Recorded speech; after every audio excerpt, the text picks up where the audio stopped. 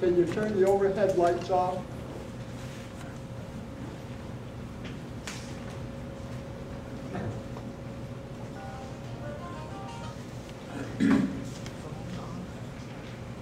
That thing off. Please. All right. Testing. Everybody hear me all right? Yes. Yep. All right. Well, our topic for this lecture is going to be Antietam, probably the second best known Civil War battle after Gettysburg, one of the largest of the war, being one of the reasons, and we are a few days shy of the 150th anniversary of that battle. It took place in Maryland, September 1862. Another collision between the Army of Potomac on the Union side and Robert E. Lee's Army of Northern Virginia on the Confederate side.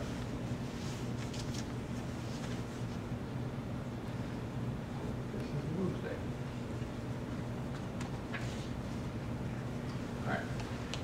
So, Maryland, My Maryland is actually a song that was popular in the Confederacy during the war. It was written in 1861 after the Baltimore riots, some Union troops moving through Baltimore, Maryland. There were some secessionist feelings in the town of Baltimore, even though Maryland had, as a state, had not seceded. There was some rioting, some people died, and a Confederate wrote a song called Maryland, My Maryland, as sort of a sympathetic call to the tyranny oppressing the people of Maryland that he believed was going on.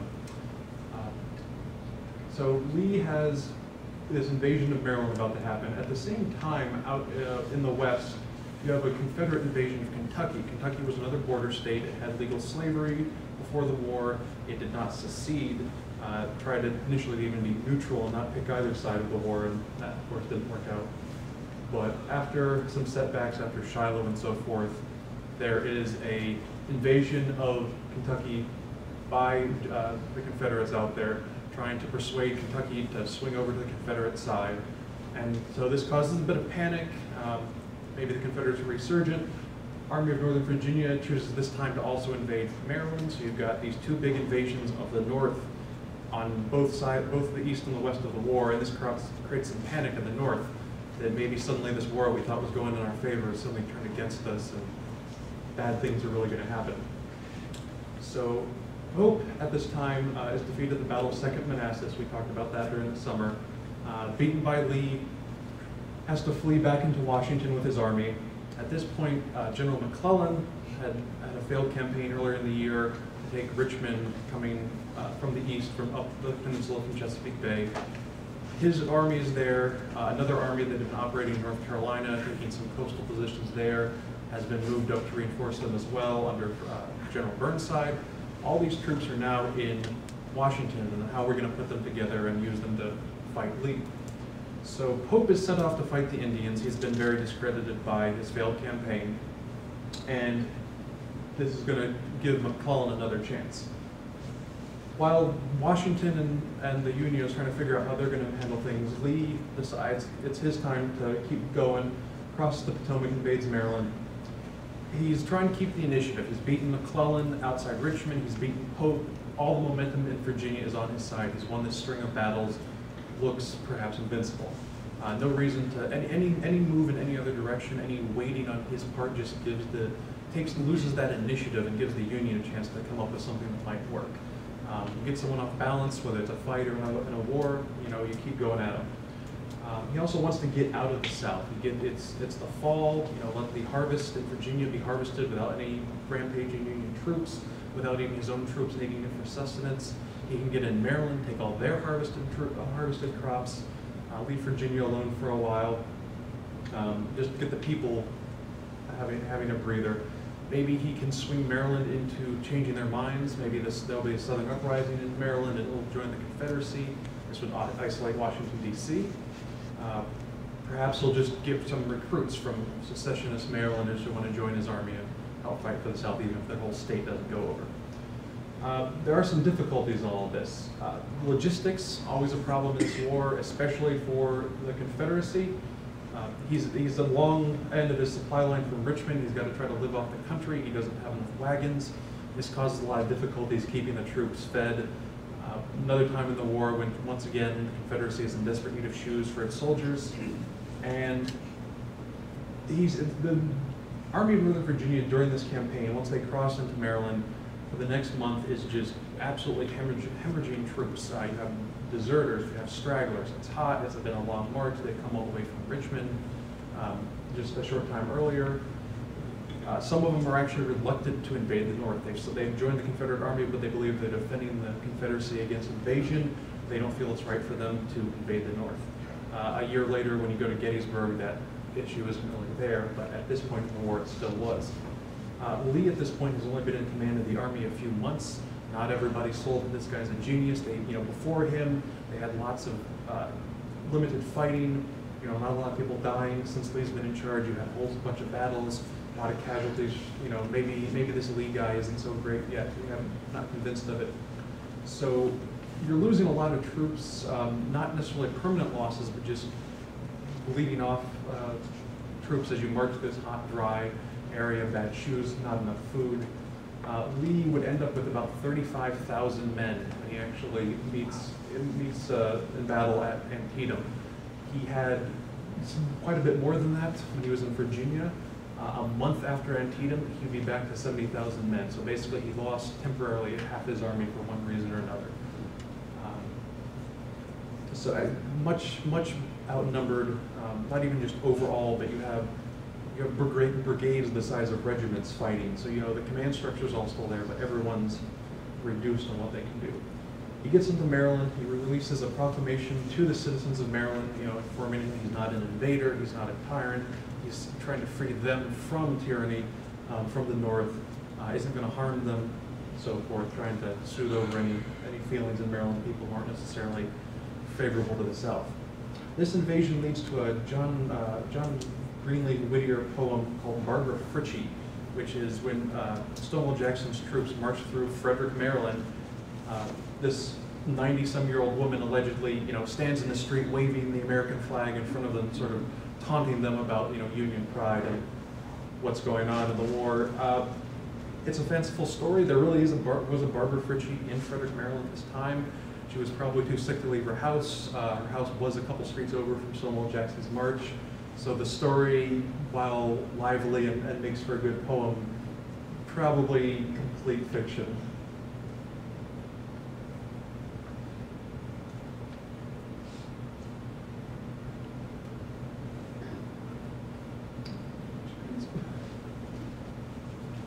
Technical difficulties continue, unfortunately.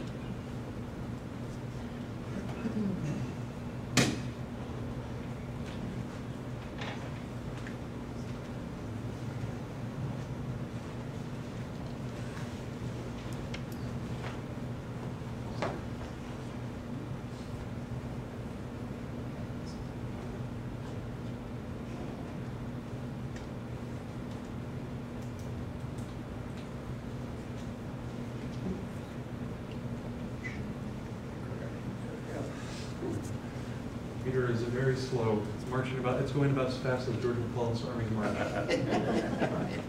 All right, so McClellan is back in his field command. You put the troops together of the three armies and the troops that were already still in Washington. Oh, no, it flipped. All the troops that were already in Washington, you've got to put an army together to deal with Lee, who's now moved into Maryland. Pope is discredited from his loss, is sent off to fight Indians in Minnesota. Burnside actually was a bit of a rising star at this point in the Union Army. Was thought of as a very good commander. Is offered the command by Lincoln. He turns it down, feels he's not up for it. Probably nobody who's ever not fit to command an army is aware that he wasn't as fit to command an army as Empress Burnside. McDowell, who had commanded the army earlier in the war at Bull Run, also discredited by the campaign. He's sent off to other positions in the army. The troops are even less happy with him than McDowell. So as Lincoln put it, we have to use the tools that we have, and that means McClellan. You need to organize the defenses of Washington. You need to put these armies together, get their morale restored, work all this organization out. And unfortunately, George McClellan is your man for that job. He's just not your man for fighting battles. So it goes to him. He divides the army up to pursue Lee into three wings, kind of three equal parts that he'll pursue, because there's a couple different roads he can take to try to catch Lee. Burnside, Edwin Sumner, who was very old, and William Franklin, sort of one of his right-hand men in the Army, not as cautious as McClellan was. He's got about 85,000 men with him, leaving about 72,000 men behind in Washington, D.C. They still need to defend the capital. They don't know how many men Lee has taken, how many men he's left behind. If they move after him, will some other Confederate army come after Washington? So they've got to play it safe. He's got a lot of reinforcements, but 20,000 of those troops are green troops, brand new regiments, just arrived in Washington in the last few weeks. Many of them had never fired their guns. They knew how to march, and that was about it. McClellan, in his usual overestimating of Lee's forces, as Lee's army is dwindling, McClellan still thinks he's outnumbered. Typical McClellan. McClellan was a great, to touch on a few points I made in an earlier presentation talking about McClellan. McClellan was very talented in certain areas, good engineer, good with logistics, good with organizing armies, good with making the troops believe in him. Overcautious to a fault, constantly worrying to the point of paranoia what his opponent was going to do. He couldn't take any risks. He couldn't endanger his army. He was always outnumbered. But he had this bizarre messiah complex that he, despite all of this, he was going to save the Union, and he'd been put in this position just to save the Union. As time went by, his relationship with Lincoln was rapidly degrading. He referred in his correspondence to Lincoln as a guerrilla, which is possibly a bit of a racial epitaph at the time because of how blacks were stereotyped as being ape-like and subhuman. Lincoln probably treated the guy with a lot more patience than he deserved as the war wore on. Edwin Stanton, who was Secretary of War at this point, had tried to, after the whole mess in the Peninsular Campaign, had basically gone from, in about 6 months, went from a McClellan supporter to a McClellan hater, had circulated a position in the Lincoln cabinet to have all the cabinet officers demand McClellan's removal from all command. Lincoln beat him to the punch with that by announcing him as having command of the army. Really, McClellan, they didn't really have a better choice at the time. And Lincoln, I think, was aware of the limitations involved in that.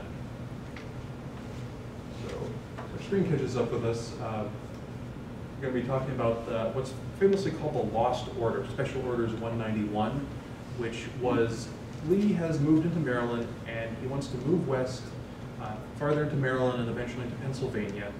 But the problem is Harper's Ferry. Harper's Ferry is now in West Virginia. At the time, it was still part of Virginia, technically, depending on how West Virginia's organization was going. And it's at the northern end of the Shenandoah Valley. Shenandoah Valley is a good route of transportation, a good route of supplies to Lee, good route of retreat if something goes wrong. Harper's Ferry, because the Union garrison is still there, is blocking that line. Lee thinks, when he moves into Maryland, the Union's going to run away from it, not going to be a problem. McClellan even wants to move the troops out of there and place them under his command, but Henry Halleck, who's in charge of the entire Union army, says no, they should stay. This ends up costing the garrison to be captured, but by throwing a big wrench in Lee's plans, may have actually been the right decision. So Lee, ever audacious, ever confident in McClellan's overcautious nature, he can divide his army up into 4 parts, even though he knows he's vastly outnumbered, even McClellan doesn't. And he's going to surround Harper's Ferry, force it to surrender, and keep a few troops on the side just in case some reinforcements come down from Pennsylvania or needs to stall some advanced parts of McClellan's army. Typical of his subordinates, at this point they're not officially corps, they're officially just wings of his army, under Stonewall Jackson and James Longstreet. Cautious Longstreet opposes the plan. Ever daring Stonewall Jackson thinks it's a great idea. So Jackson's put in charge of the force going after Harper's Ferry. Longstreet's in charge of the covering force, playing to both of his men's strengths. He's also got to divide up other parts of the army under General Laws and General J.G. Walker to complete the trap around Harper's Ferry. Now, he sends out orders to all of his divisional and corps commanders, letting them know what the plan is. A copy of these orders, the Lost Order, somehow becomes dropped in a field, and a few days later, when the Union troops are moving in Lee's trail, one of the private, Barton Mitchell, stumbles across this piece of paper wrapped around a couple cigars, in an open field near where his regiment's camping. Picks it up, looks at it, decides it's important, forwards it up the chain of command, gets all the way up to McClellan's staff in just a short time. Everyone realizes this is a big deal. One of the members of McClellan's staff had actually worked with the chief of staff of Lee's army, the guy who would take care of all the busy work, writing out the orders and so forth on Lee's behalf. Recognizes the signature. The general's name was Chilton. Chilton had been an army paymaster in Detroit, where this guy was a banker. Every time the paymaster was cashing checks, he'd see that guy's signature coming through all the time. Incorrectly, frequently attributed as having served in the pre-war army together, but one of them was in the army, the other one was just a banker. So he can even see, okay, this not only looks legit, I know this guy's signature is legit. It tells me that Lee is dividing his army over what routes they're supposed to take, what their goal is, but does not tell them how strong those units are. Even if Lee knew his strengths, he didn't need to specify that to his own troops. He just assigned divisions to go different places. So McClellan realizes he's got a bit of a gold mine, exclaims that now he knows what to do. A Maryland sympathizer to the Confederacy overhears this comment, kind of sneaks off, gets word to Judge Stewart, who gets word to Lee. So Lee knows by the end of the night that McClellan's got some piece of intelligence. There's a bit of debate as to whether or not Lee actually knew it was the orders themselves had been lost. There's a comment by Lee after the war, writing in a question to this regard, and he makes a comment that uses the hindsight that by the end, months later, he knew for certain that McClellan had gotten a hold of his orders. At the time, he probably didn't, but there's no 100% certainty about that. More than likely, he just knew something was up, but wouldn't have any reason to suspect that it was actually the orders themselves. Some people say, oh, Lee was just, he's so brilliant. He intentionally had those orders lost so they'd be found by the Union. It was a bit of subterfuge. He knew McClellan was an overcautious general. You give him a bit of information he might actually use, he might actually stop being overcautious. Lee had a big head start. He didn't really have anything to gain from actually trying this subterfuge. So that's interesting theory, but probably not likely. The chances of being found where it was found is also very low. It could have easily been missed, in the tall grass. Who lost the order, assuming it was an accident? Again, that's one of those mysteries possibly lost to history. There's not a real clear idea of who was couriers at this point for the Confederate Army, who was delivering all the messages. Now, we do know whose order it was that got lost. It was going to one of the divisional commanders, Daniel Harvey Hill, or D.H. Hill as he's commonly referred. He had a division. He had been taking orders from Jackson for the last several weeks. Jackson got a copy of the orders. Now, D.H. Hill had been reassigned at this point to Longstreet as part of this plan, but Jackson, figuring, not knowing that orders had also been sent straight to Hill, takes note of the order, sends a copy to Hill. Hill gets that order, saves it for his records, never actually sees the order coming straight from Lee, doesn't even know it was until much later that there was one intended for him. So that's the order that's lost. Now, the possibilities, maybe the courier who was taking the order dropped it and couldn't find it. He should have, there should have been a return receipt. The idea was, at this point in the war, the orders can be written, placed in an envelope. You deliver the envelope. The person takes the order, signs off in the back of the envelope, and you take that back to headquarters, and that's your proof that you successfully delivered these orders. Maybe just in a hurry of moving things on, that this never came back and it just got overlooked. Maybe it was delivered to someone on Hill's staff, and they signed off on it and going, oh yeah, we've already seen this, didn't bother to give it to Hill, stuck in their pocket, lost it. We'll probably never know with complete certainty, other than it was probably an accident.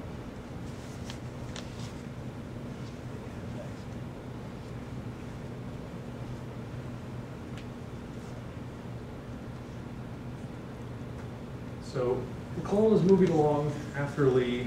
Lee divides up his army. He's got to send part of it back into Virginia to circle around to block Harper's Ferry from this side. Sends part of it ahead to block this side of Harper's Ferry, and then Jackson with the main force has to do this wide loop to come in from the third side to block Harper's Ferry. Harper's Ferry is on kind of a little peninsula where the Shenandoah River meets the Potomac River. Now, McClellan's still a little unsure about Lee. His cavalry, as usual with the Union cavalry, is being completely trounced by Jeb Stuart's forces and doesn't really know what's going on too well. He's moving over a couple different roads in pursuit, follows up, finds this is Frederick near where the orders would be found. Got Sharpsburg and Antietam Creek up here. In between the two armies right now is a big ridge called South Mountain, and that's got a couple gaps through it with good roads, but which the Confederate Army could defend against McClellan. McClellan's got the order in hand, decides to actually take some action, claims that if he cannot whip Bobby Lee with this information, he'd be willing to go home. He couldn't whip Bobby Lee, and he still wasn't willing to go home. And he goes on the move, but he wastes a whole lot of daylight kind of trying to second guess, oh, well, maybe this isn't accurate, maybe it is, what should I do about it, how should I follow up on it? So he gets the order probably about noon and doesn't have his army in motion until the next day, so he's squandered a bunch of hours of daylight that could have been used to catch up with Lee faster and bring an engagement on sooner.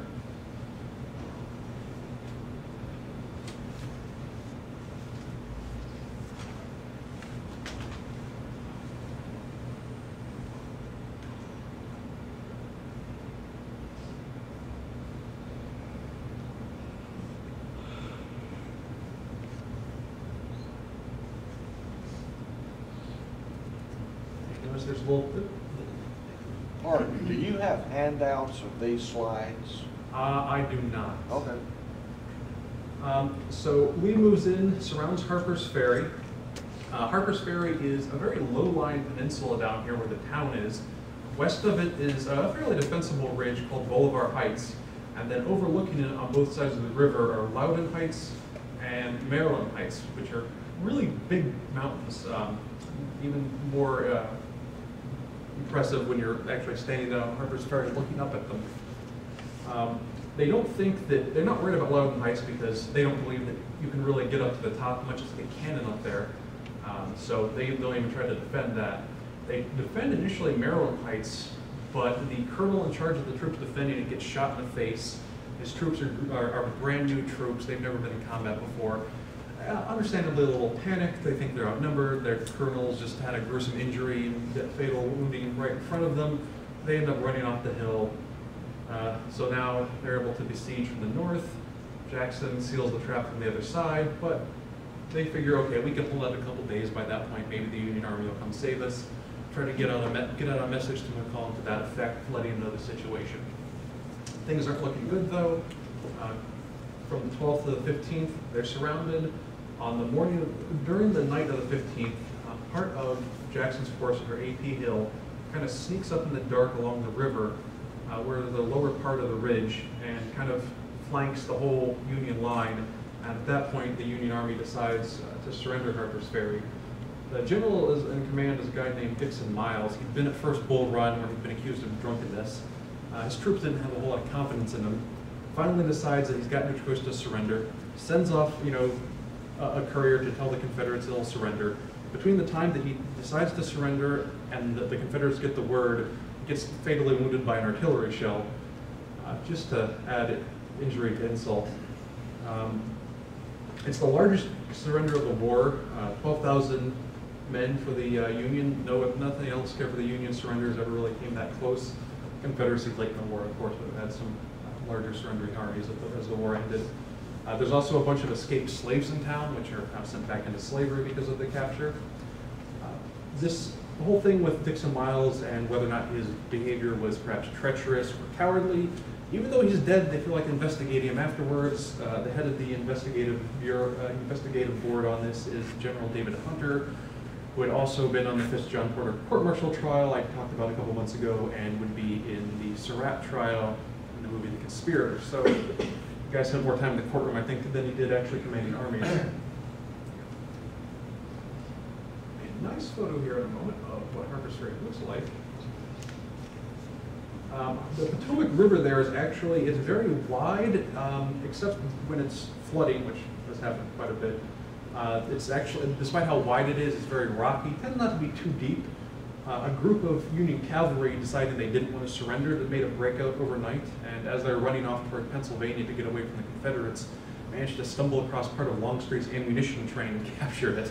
Took it off to Pennsylvania with them.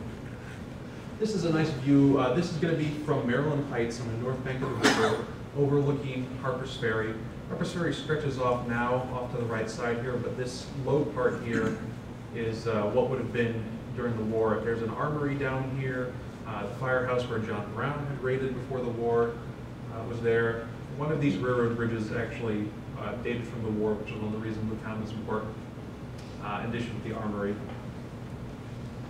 But you can see just how big the Loudon Heights over here are, and how much we were looking down from Maryland Heights overlooking the town. So for an important town, it was kind of hard to defend because everyone's dropping artillery shells on your head. So Cullen's army is in motion. He's got to get through the 3 gaps in South Mountain to catch Lee's army. So this leads to our Battle of South Mountain, which kind of the collective name for all 3 of these gaps that were defended by different parts of the Confederate Army, attacked by different parts of the Union Army, but all on the same day. Up in the north, you have Turner's Gap and Fox's Gap, which are actually just a couple miles apart. For Fox's Gap, gets attacked first. Jacob Cox attacks in the morning. Rutherford B. Hayes, who would be in the future President of the United States, actually gets wounded during the battle. In his brigade is another future President of the United States, William McKinley, who survives the battle unharmed, also survives Antietam unharmed. Really didn't have a positive experience in the war despite not getting shot. Played some impact later when he was president. So Cox has a whole division, overwhelms what's just a Confederate brigade there. The brigade commander Garland is actually killed during the battle, but by around midday, Union's attack kind of runs out of steam, so they have to wait for some reinforcements. In the afternoon, reinforcements start arriving for the Union, but also Confederate reinforcements start arriving, including Lee and Longstreet themselves. D.H. Hill has been overseeing everything from an old tavern called Mountain House at the next gap, and that's actually still standing today if you go visit there. John Hood, very aggressive commander, had been important during the 7 days, was important at Second Manassas, would be important at Gettysburg and command in the West and so forth. He'd actually been under arrest at this point, leading up to the battle. He'd had a stupid argument over some captured wagons with one of the other generals. The other general technically was his superior by length of command and seniority, so Hood got placed under arrest. Lee, he comes up, he's still with his men at this point though, he just can't command them technically. And as his troops are coming up to the battle, Lee turns to Hood and says, if you'll apologize for what you did, we'll have the whole charges dropped, you can command your troops and be done with it. And Hood's like, I have done nothing wrong, I'm going to apologize for nothing. So Lee goes, okay, fine, your arrest is suspended until this battle's over, now get in there. Lee being pragmatic like that. Hood's and the other reinforcements help a bit, but you have a couple brigades, understrength brigades of Confederate troops arriving versus a whole Union corps. The numbers are just not in the Confederates' favor, even with the high ground. By sunset, which is about 7 o'clock back then, no daylight savings time during the Civil War, so this is important for when daylight starts and finishes. They successfully take this gap. The commander is a guy named Jesse Reno, namesake of the town of Reno, Nevada, named by one of his Civil War comrades later during the railroad days. Reno is actually another up-and-coming commander in the Union Army, possibly could have ended up with a corps command after Antietam had he survived. Unfortunately, he's shot right around twilight, then some of the last firing of the day. There's even a certain amount of debate that he may have been shot by friendly fire, even due to an incident a couple days earlier, possibly intentional friendly fire, but more than likely it was just a confused shooting in the dark and he was actually shot by the Confederates. There's a monument there now at the gap to his death. His last words were, one of his fellow generals, Sam Sturgis, comes up after he's been shot with his horse and he goes, Jesse, is it bad? And he goes, hello, Sam, I am dead. Pretty good last words. Meanwhile, as the latter part of this fight in Turner's Gap, Fox's Gap is going on, just a few miles to the north. You have more fighting at Turner's Gap. This is where the National Road goes through, which is now, I think, US 48. And there's an interstate close by as well. Hooker, a division commander at this point, excuse me, now a corps commander at this point, having taken over for one of the guys who hadn't done so well during the Manassas campaign. He shows up again, serious numerical advantage for the Union. Drives the Confederate forces. Part of his troops there are these gentlemen over here, the damned Black Hats of the Iron Brigade, which is an entirely Midwestern brigade of 5 regiments, all from Wisconsin and Indiana and so forth. They were distinctive because they wore a different, instead of the lighter slouch hats, they wore these black hats, officers' hats, which gave them a distinctive look. They ended up being one of the better brigades in the Army of the Potomac. They have some really impressive fighting at Gettysburg. And they earned their moniker of the Iron Brigade here. One of the people observing their fighting says those men must be made of iron, and the nickname had stuck for them. One interesting bit of tactical maneuvering by their part is they end up with their regiments in a line going up the hill, and one of the regiments is sort of half staggered behind one at the right flank. They start taking fire, but they can't completely return fire because they're partially blocked by their own friendly troops. So the commander, thinking quickly, has the right half of the troops fire, go to the ground, the left half moves over top of them, shoots, they go to the ground, the other guys get back up, and they start a staggered advance like this, this was pretty cutting edge stuff for the Civil War. You might say, well, why didn't everybody do this? Well, most people didn't have the training to do that. You were dealing with a lot of volunteer regiments who were not especially well trained or well drilled, frequently did not have experienced officers. You had to have the right troops and the right officers with the right amount of both training and imagination to pull something like that off successfully. So this was kind of a rarity of the war. The southernmost gap is Crampton's. General Franklin, with his whole wing of his army, attacks. McLaws had to pull some of his troops off from besieging Harper's Ferry to try to block him. He's outnumbered 10-1, which of all the 3 gaps was actually by far the worst. Just gets completely overwhelmed, but Franklin is cautious. He gets there. He doesn't get there until about midday, and then he takes a few hours to decide what he's going to do. And then he rolls up the hill, but at that point, like everywhere else, it's sunset, and just now you're driving the Confederates off the hill. So, end of the day, Union has won all the battles, captured all the gaps, but has taken too much time. Lee's able to withdraw in the night, even though he's so badly outnumbered. It's bought him a day that he desperately needs. It gives him enough time that the next morning, the Confederates are able to capture Harper's Ferry. Now Lee can go, okay, Harper's Ferry is captured. I'm clear for my route of retreat. My troops are free to get back together. I can stand. This is not where I wanted to stand and fight against McClellan, but I can do so. So everyone starts converging. Lee falls back with Hill and Longstreet's troops to a town called Sharpsburg, a little bit north of Harper's Ferry, east of Potomac as it curves. He's got Antietam Creek in front of him, has some ridges and so forth that he feels he can defend. He's within a day's march of Harper's Ferry, so the troops from Harper's Ferry start arriving, and he's got to get all of his troops together and kind of bluff. He figures he can bluff out McClellan. McClellan's suddenly gotten aggressive, but he figures even though it's uncharacteristic, he can always rely on McClellan, even when he does something right, for the next day go back to being overly cautious and the McClellan that Lee knows all about. So the next afternoon, McClellan gets there. He thinks, oh, Jackson's already arrived from Harper's Ferry overnight. Lee's now got 50,000 troops, which is about as many as I've got at this point. Everybody else is still trying to catch up. In reality, Lee hadn't actually got any reinforcements yet. He still had his 15,000. Makes his headquarters at a place called the Pry House, which is still out there today, east of the Antietam Creek, part of the battlefield park. The next day, McClellan again fails to attack, decides to spend the day planning, gives Lee more time for his army to arrive from Harper's Ferry. Time at this point is all in Lee's favor. As long as the more McClellan stalls and plans and plots and tries to be very careful, he's just letting his opportunities slip away.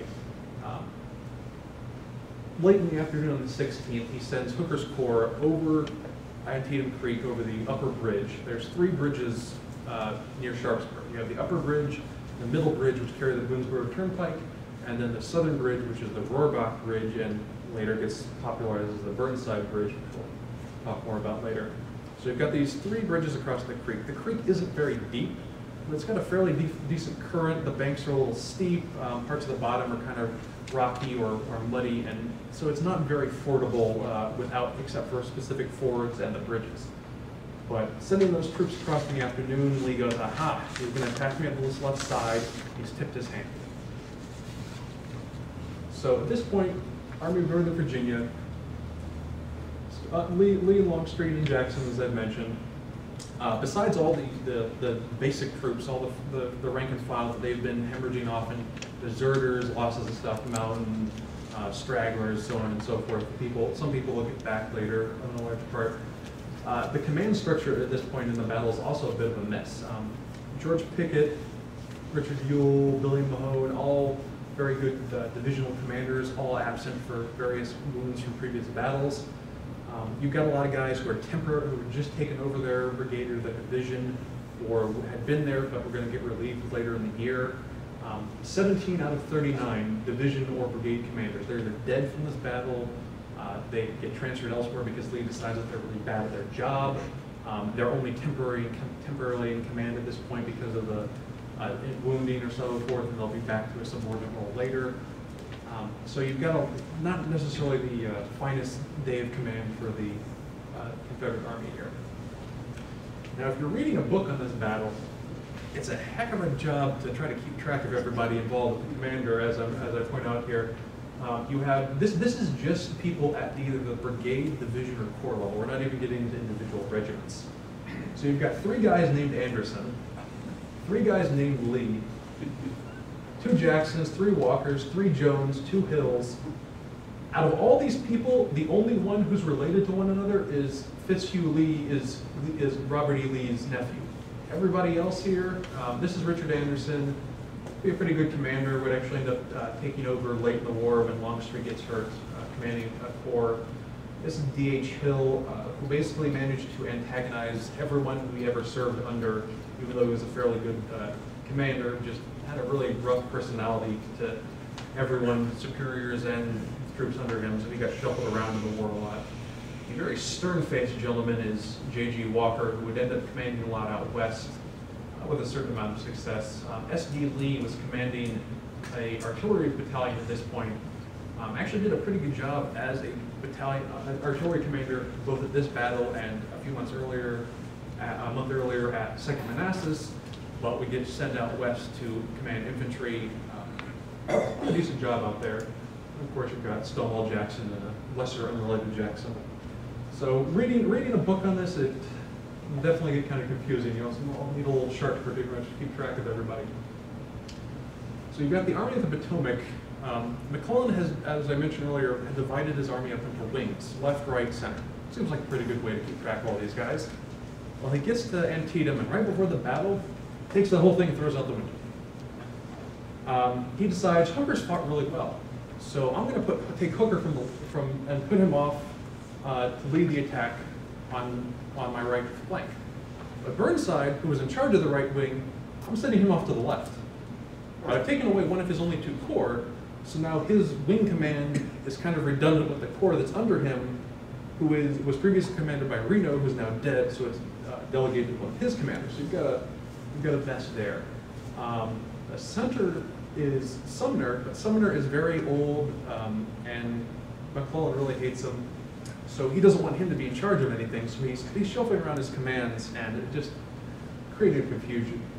You've got different corps that he has. I mentioned Hooker, that's Joe Hooker there. Maybe you've heard that he's been connected with the slang term for a prostitute, which actually predates the Civil War. His bachelor proclivities may have helped popularize the term, but he's not the originator. Mansfield was an old Army regular, this gentleman over here. Had just gotten a corps command for this battle, dies in the battle, so it's just sort of a little blip in Civil War history. You have old Sumner here, who is in command by virtue of having been in the Army for a long, long time, but really should be retiring. You've got Fitzjohn Porter, who has the whole upcoming court-martial trial hanging over his head at this point. Alfred Pleasanton was the cavalry commander. McClellan tried to reorganize his cavalry after they'd been embarrassed a bit during the previous campaigns. They were still embarrassed in this campaign. And then he further mismanages them during the battle, keeps them all of his cavalry together right in the middle. He figures, okay, when he finally gets that breakthrough in Lee's army, all the cavalry will run up the middle and take care of all these fleeing Confederate soldiers, and it'll be a great victory. Well, really, he should have kept the cavalry where it normally belonged, which is out on both flanks, watching for trouble out there and being his eyes and ears. That would be important later. And then you've got slow old Franklin coming up from Franklin's Gap, moving at a pace of molasses, and who would not actually end up fighting during the battle itself. So that brings us to day of the battle, September 17th. Sun's up by 6 a.m., no daylight savings time, and you're farther north. Hooker's Corps stage up here during the night on the Poffenburg Hill. There's a lot of farms in this area, most of which are still in some form part of the battlefield today and preserved. You've got the conveniently named Westwoods, Eastwoods, and Northwoods. Confederates have set up artillery over here on Nicodemus Hill so they can shell the Unions they're attacking. The Union just doesn't bother attacking them to get rid of that problem and be a kind of a thorn in their side all day. So Hooker leads off his attack by himself. Lee's ready for it. A lot of fighting during this part of the battle happens at a cornfield on the Miller farm. The cornfield's about 30 or 40 acres, but this is September, so the corn is right about ready to be harvested. So this corn is about 7 feet tall. So you can't see anything from one side of that cornfield to the other. You're marching through this cornfield, you might as well be marching through a jungle. Bullets suddenly come flying out of nowhere. You come to maybe a clearing of an area that's been plowed through by some shooting, 15 minutes earlier. Suddenly you walk out into the open and there's guys with muskets right in front of you. Just a bloody, messy place. They actually still have the cornfield in use to this day on the battlefield. It's part of the actual Antietam Battlefield Park. They lease out the cornfield to farmers so that most of the time it actually still has corn in it, depending what time of year you visit. East and the West Woods are still there. The North Woods have a nice sign that tells you where they used to be. So this is the first stage of the battle. Early in the morning, Hooker attacks, a lot of bloody fighting. Now, before Mansfield is supposed to follow up Hooker with his corps, but Mansfield has been held back because he thinks he's outnumbered, so he's got to be very careful and wait for troops to come up so he can release the next batch of troops to join the attack. And this just leads to a piecemeal. McClellan's squandering his numerical advantages as it is by just attacking part of his troops. But now he's attacking further piecemeal because he's got to be careful. Always got to not leave any gaps in his line. Got to keep reinforcements. Has to send some guys in, wait for the next guys to come up, send them in, and it's dribs and drabs, and it's just not exploiting the numerical advantages he has. That is what Miller's cornfield looks like in recent years. This is much shorter than it would have been at the time of the battle, but just gives you kind of a view of the rolling terrain. So Mansfield is next, launches his attack in the wake of Hooker's. Actually gets almost down to a little building called the Dunker Church. It's a little tiny one-room church. The Dunkers were actually a spin-off of the Quakers. They were so named because they believed in full immersion baptisms. The Dunker Church got shut up a bit, survived the battle, was later blown to pieces during a really nasty ice storm decades after the war. Some far-thinking person at the time actually saved all the debris from the Dunker Church when it was blown down, and after they got some money together, were able to actually rebuild the church out of the original material, so it's still standing, not necessarily the original building, but out of all the original parts still standing to this day on the battlefield. You get more attacks here through the cornfield. You have some Confederate attacks into the counterattacks into the cornfield. A lot of more back and forth and bloody fighting. Jackson's troops, for the most part, have been handling most of the fighting, but he's getting worn down, running low on ammunition. So Longstreet's troops, which were down farther south, start coming up to support. Now there is a little farm lane here. Not a really road of a whole lot of importance, but it's managed to, over years of erosion and use by wagons, it's kind of cut into the hillside, and it's become a bit of a sunken road. And due to fighting there, a little later in the day, it picks up the nickname the Bloody Lane, which also helps distinguish it from some of the other sunken roads of notoriety in the Civil War, Fredericksburg having probably one of the better known ones. So, stage 3 of this mess, Sumner's Corps following on the heels. Now, Hooker's gone in, been bloodied. Mansfield's gone in and got bloodied. Hooker himself has actually been shot. It would be a minor wound, he'd be okay, but he has to leave the field. Mansfield is fatally shot. So now Sumner comes in. The guy that McClellan doesn't want to be in charge is now the senior officer on the field.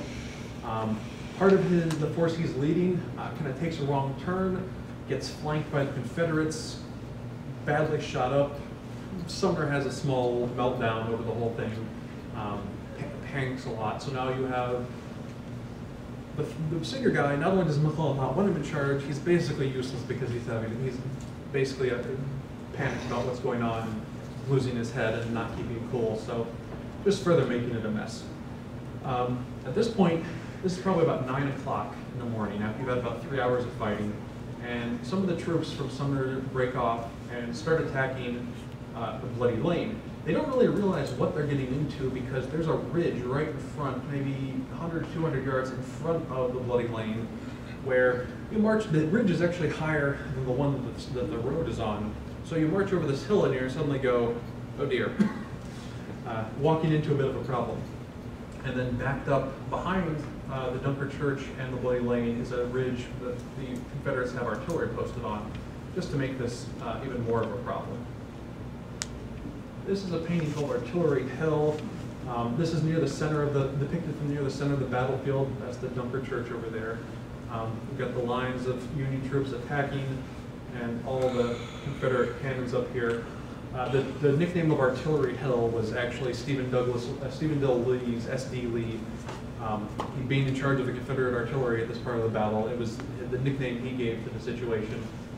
The visitor center at Antietam, not very big, but very nicely centrally situated about this spot.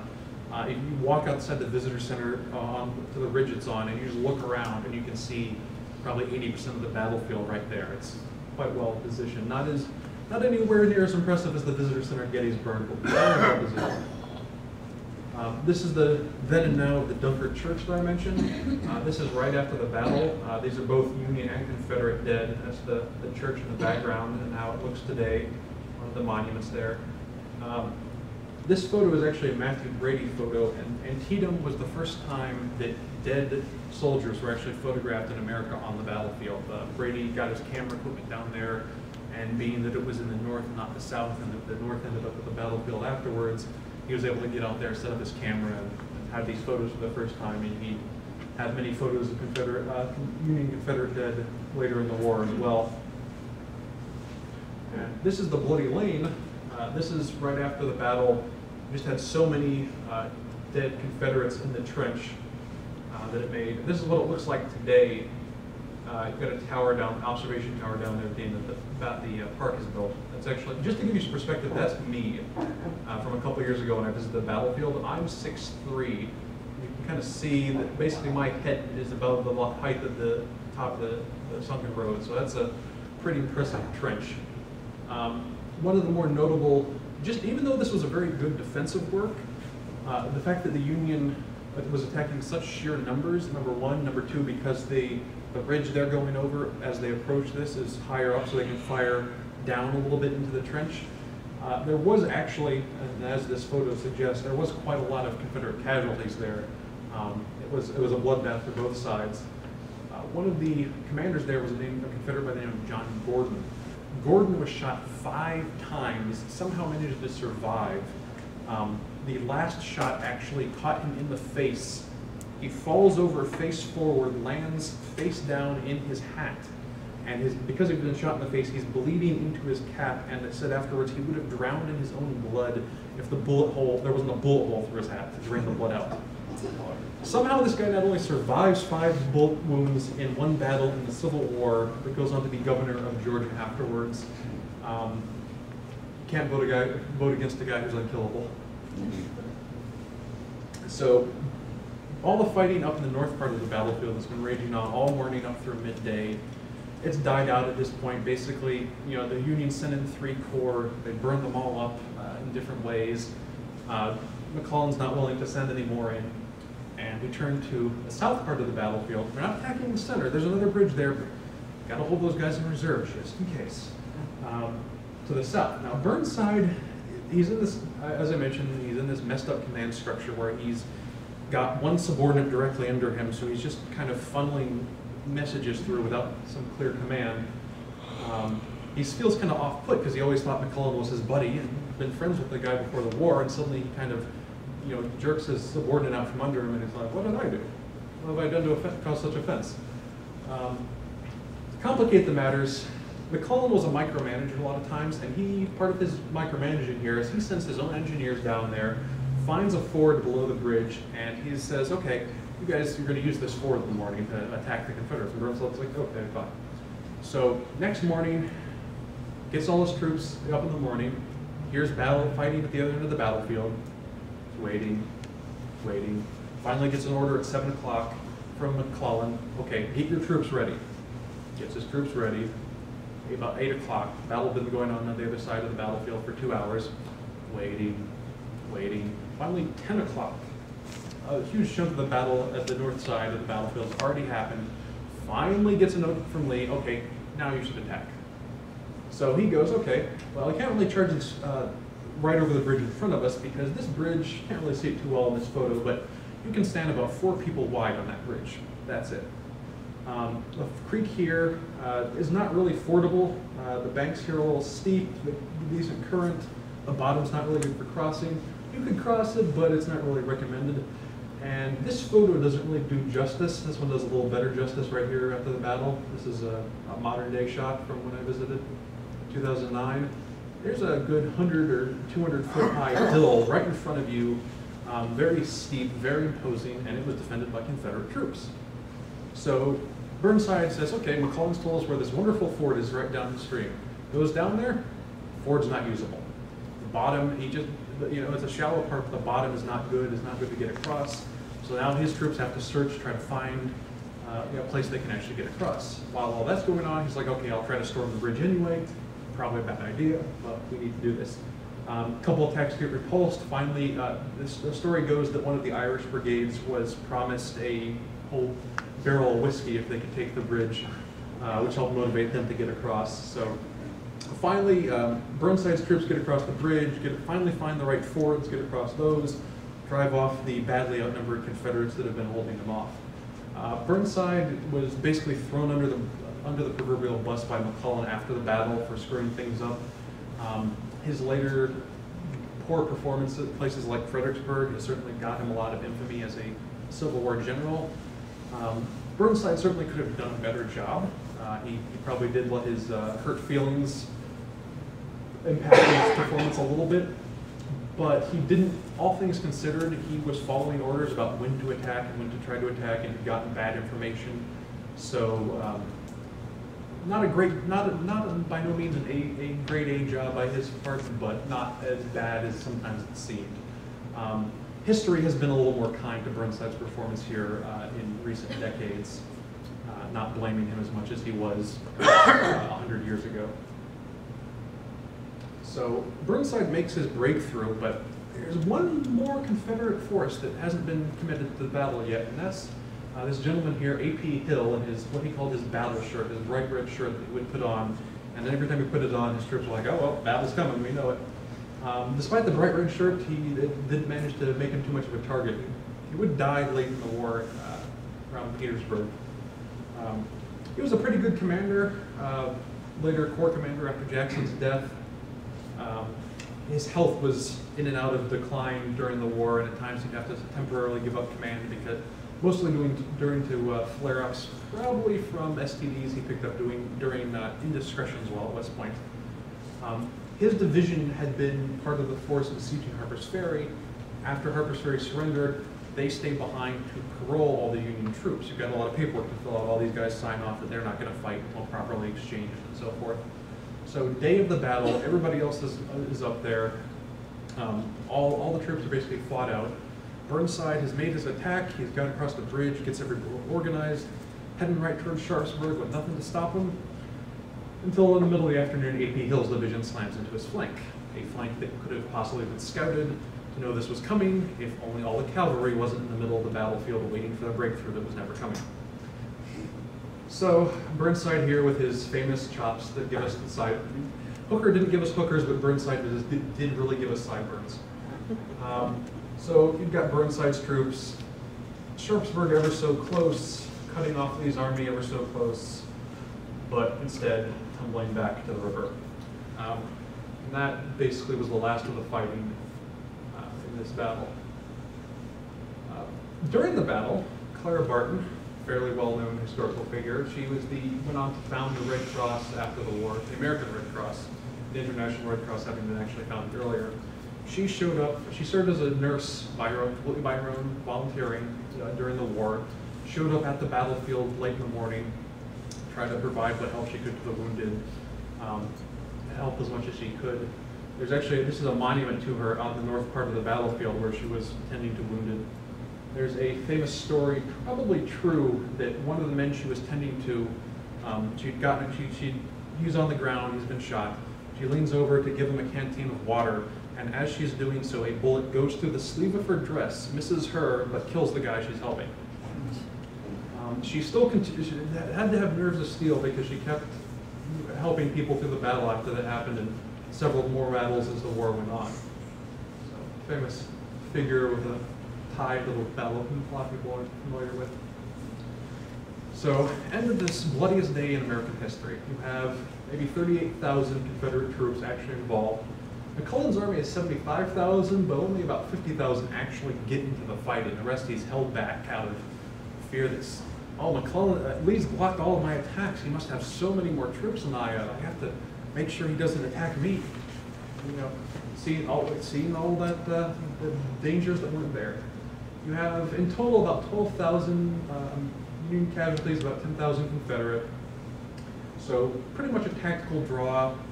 Lee basically realizes he doesn't have quite enough time to withdraw everything overnight, so has enough gumption to actually stay for the next day on the bloody battlefield, still horribly outnumbered, staring down Lee, correctly guessing that Lee still won't attack him while he's withdrawing his wounded and his wagons and so forth, and then disappears during the next night.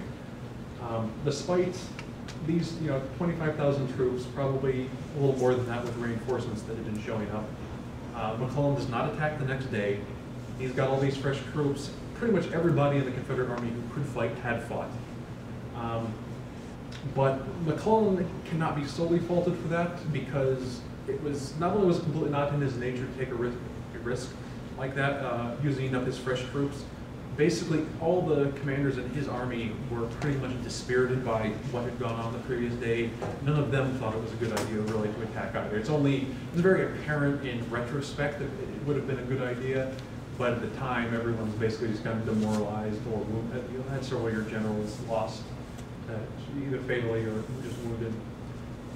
This is the bloodiest single day of the battle of the war, and of American history. You have had bigger, bloodier battles during the Civil War that spanned multiple days and had higher casualties, but not any one day. People try to say, okay, well, why was this day so bad? Well, part of it was just because of the way the battle was going on at, say, Gettysburg. Each day at Gettysburg, some part of both armies fought, but usually only part of the battle, part of the army hadn't arrived yet, or the part that fought the first day didn't fight the second day. So even though you have much larger armies, you don't necessarily have everyone fighting at the same time, kind of like you did this battle. Situations like the cornfield, the good artillery positions and so forth added to the casualties. In terms of a percentage of troops involved ending up casualties, it's not really disproportionate to other battles in the war. There were several others that were actually bloodier, and just in terms of percentage of troops that ended up killed or wounded.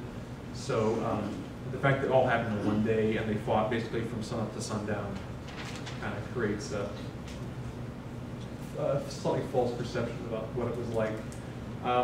There's a kind of a pitiful attempt by McClellan to pursue Lee's army at a place called Liller's Ford on the Potomac River near Shepherdstown. Small rear guard action, nothing really comes of it other than embarrassing one of Lee's artillery officers. So Lee falls back into the Shenandoah Valley, starts collecting all of his fresh supplies, getting all the reinforcements and the stragglers to come together that he lost during the time, building up his strength again. McClellan basically just sits there at Antietam. Ends up getting a bit embarrassed when Jeb Stuart leads a cavalry raid circling McClellan's army again all the way up to Chambersburg, Maryland. Chambersburg, Pennsylvania. That embarrassing. So it looks pretty bad. Lincoln, during this time, comes out for a couple of days to visit McClellan's army, get a stock of the situation for himself. Isn't terribly enthused about what he sees. He's overlooking the army at one point with one of his aides, and he turns to the aide and he goes, "What are we looking at?" And the aide goes, "It's the Army of the Potomac, of course." Lincoln goes, No. McClellan's bodyguard." So Lincoln goes back to Washington, D.C., sends off a message to McClellan, telling him to attack. McClellan goes, "Oh, no, can't do that. Logistics, ammunition, problems. Some of it was legitimate. It was kind of a logistical mess for the Army at this point. Definitely needed to kind of get reorganized a bit. But McClellan, for all of his skills getting such things organized and getting armies, put back together, he's kind of dragging his own feet at this, not really rushing. If McClellan was very happy that he chased Lee out of Maryland. I've won. The fact that he could have crushed Lee's army, numerically speaking, wasn't aware of it. Didn't think it was a big deal. He didn't see a war-ending chance slip through his grasp. He saw a great victory, having saved the North again. So he would have been very happy if he just sat there in Maryland all throughout the fall and the winter, slowly organizing, reorganizing, training. There was no rush to fight. Lincoln, of course, is not going to wait for all this to happen. Finally, late in October, sends a letter to McClellan saying, "Okay, Lee's in the Shenandoah Valley. Richmond is off to the east. You actually have a shorter route to get to Richmond than Lee does. You can cut him off if you actually move at a good speed." Finally, McClellan's like, "Okay, I'll go." Sends off across the Potomac, moving at his usual sluggish pace. Lee sees what's going on, keeps half of his army in the valley just in case he gets an opportunity to go after McClellan's flank. Sends Longstreet around. Even though he has to march twice as far, he marches twice as fast, blocks off McClellan's army before it's gotten halfway through Virginia.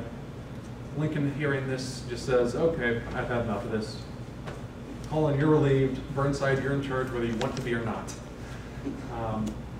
McClellan had a very tearful goodbye to his army. Would sit off writing his battle reports and so forth. Would not command again during the war. Ended up going on to run on the Democratic Party as their presidential candidate in 1864 unsuccessfully. This is a fairly famous photo of Lincoln here facing off against McClellan.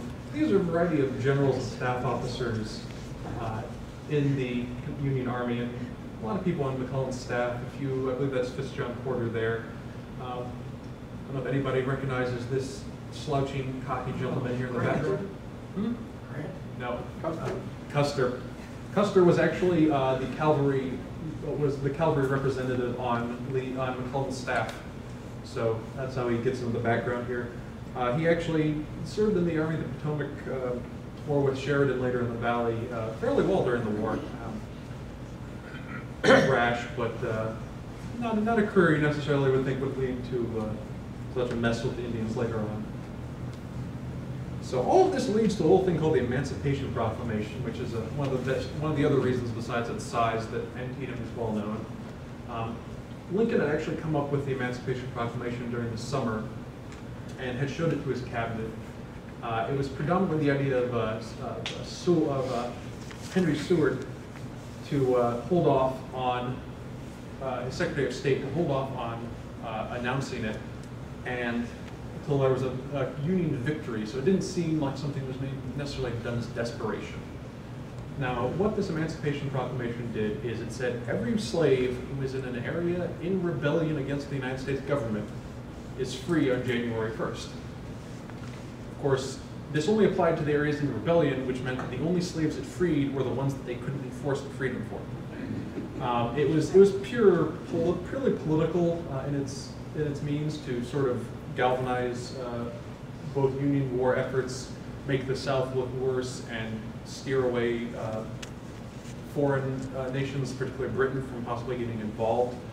The British were somewhat pro-Confederate, but also very anti-slavery, so they were walking a tight line.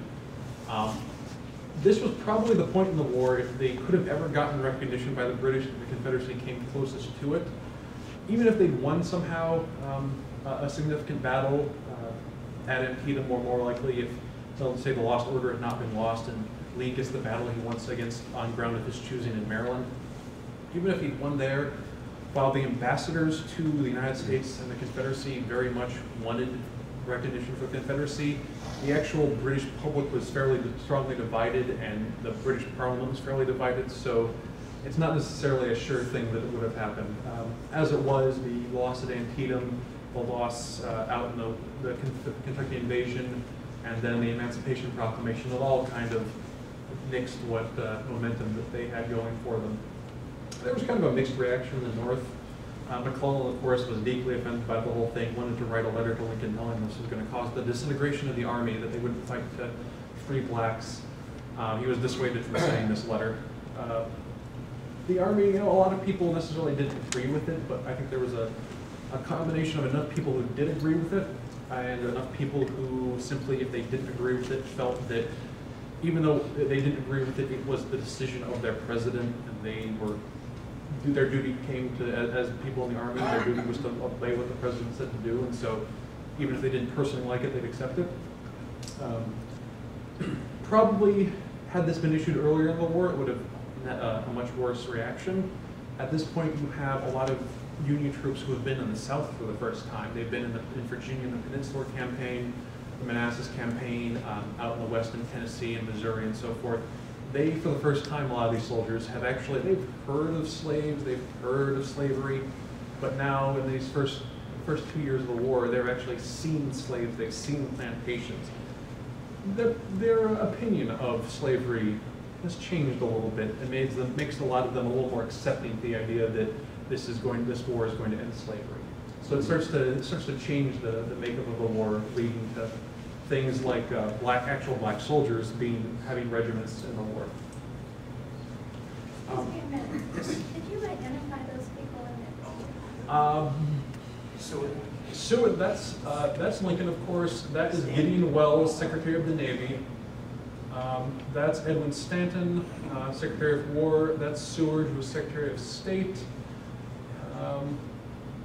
Offhand, I don't know. The one on the right is Bates, Attorney General, and the one up there is Chase. Treasury Secretary. Thank you. And that's a fairly famous painting too, so you can probably find it fairly easily. So Antietam Battlefield Park has preserved actually the vast majority of the battlefield today. There's also a large cemetery there. It's got 11 acres, 4,700 Union soldiers, only 200 post-war graves. They did not bury any Confederates there. They sent them elsewhere. It was actually established by the state of Maryland. Probably, I don't know if they were inspired by everything that happened at Gettysburg and the cemetery there, but probably they were, since this happened a short time thereafter. It took a couple years to get the money and the land and everything. Moved the temporary graves from the battlefield to this new cemetery and so forth. So it was dedicated on the 5th anniversary of the battle. And then this is the private soldier monument nicknamed Old Simon that was dedicated some years later. The cemetery is actually just east of Sharpsburg. If you're coming into town from the east, you drive right past it. If you're looking to read more about this battle, Landscape Turning Red, which we have here, a much-read copy in the library, is from the early 80s. It's actually Stephen Sears's, I believe, first book. It's very good, probably the most wide-read book on the battle and the campaign. Sears is a great author, so I recommend it and anything else he's written. This book, The Maryland Campaign of September 1862, it's actually in 2 volumes. Ezra Carman, actually, the author, actually served in the Army of the Potomac, actually fought in the Antietam campaign, and after the war became the first real historian of the battle. Collected a lot of notes, had veterans go out to the battlefield with him, put together great, I've heard about great maps, you know, just extensive research. And he wrote this manuscript in the 1890s, and then it sat away in the Library of Congress. And every time someone would write a book about Antietam, you go to the Library of Congress, get the manuscript, get important information from it. And then finally, in recent years, someone finally said, you know, maybe we should publish this. So there was a one-volume printing several years ago, and now a gentleman named Thomas Clemens has taken it and edited it to put in footnotes and an index and so forth, and spread it over 2 volumes. So I haven't read that one myself, but I've heard it's pretty good. There's a recent book, Unholy Sabbath, which is specifically about South Mountain. Tries to view it a little more in detail. It tends to get glossed over in Antietam books, and fairly good book covering the details of that. If you want to read about McClellan, Stephen Sears has a very good biography on him. Sears doesn't really think too highly of McClellan, but he delivers a fairly balanced biography of him. A different aspect to view, instead of just purely the military side of things, there's a book called Too Afraid to